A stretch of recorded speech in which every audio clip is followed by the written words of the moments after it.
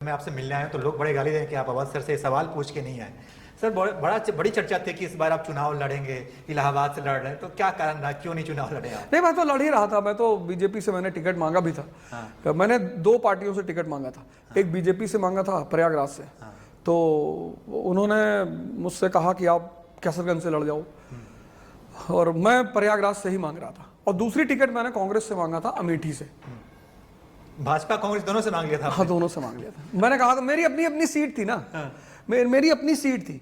अगर मैं बीजेपी से लड़ता तो मैं प्रयागराज से लड़ता, और अगर मैं कांग्रेस से लड़ता तो मैं अमेठी से लड़ता, स्मृति ईरानी जी के खिलाफ। मुझे 2 ही जगह लड़ना ही था, या तो अमेठी या इलाहाबाद।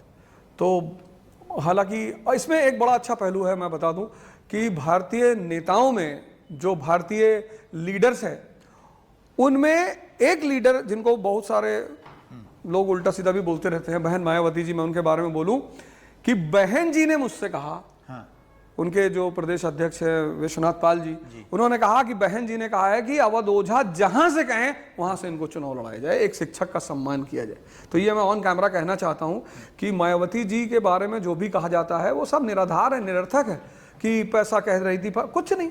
विश्वनाथ पाल जी ने मुझसे बात कही कि ओझा जी, बहन जी कह रही थी कि अवध ओझा जी जहां से कहें, और उनको सपोर्ट करो, हर तरह से फाइनेंशियली सपोर्ट करो, मैन पावर से सपोर्ट करो। इतना बहन जी ने मैसेज भिजवाया था, और मैं इस चैनल के माध्यम से उनको बाय हार्ट थैंक यू बोलना चाहता हूं। कुछ कारणवश मेरी उनसे मुलाकात नहीं हो पाई, मैं उस दिन कंट्री के बाहर जा रहा था, और मैंने फिर मन बना लिया था कि नहीं लड़ना है। पर उन्होंने मुझसे कहा यूपी में जहां से वो चाहे वहां से उनको लड़ा दो। खासकर फूलपुर सीट की बात चल रही थी। ये जो नई सरकार है सर, नरेंद्र मोदी की नई सरकार, ये सरकार कितनी स्टेबल है सर? अभी तो बना लिया इन्होंने, सब इधर उधर ले लेके नीतीश कुमार, नायडू जी को बुला के। तो आप तो समझते हैं, जानते हैं, क्या लगता है सर? मोदी जी को कोई नहीं तोड़ पाएगा। और जहां पे 2 लोग होते, जैसे राम लक्ष्मण, राम बलराम, कृष्ण बलराम, जहां एक है वहां उसके टूटने की संभावना है। लेकिन जहां 2 है, रावण 2 नहीं हो पाया। जहां 2 लोग रहे एक साथ, ऐसे जैसे कृष्ण बलराम, राम लक्ष्मण, ऐसे नरेंद्र मोदी और अमित शाह। ठीक, जब तक ये 2 लोग हैं, सरकार नहीं गिरेगी।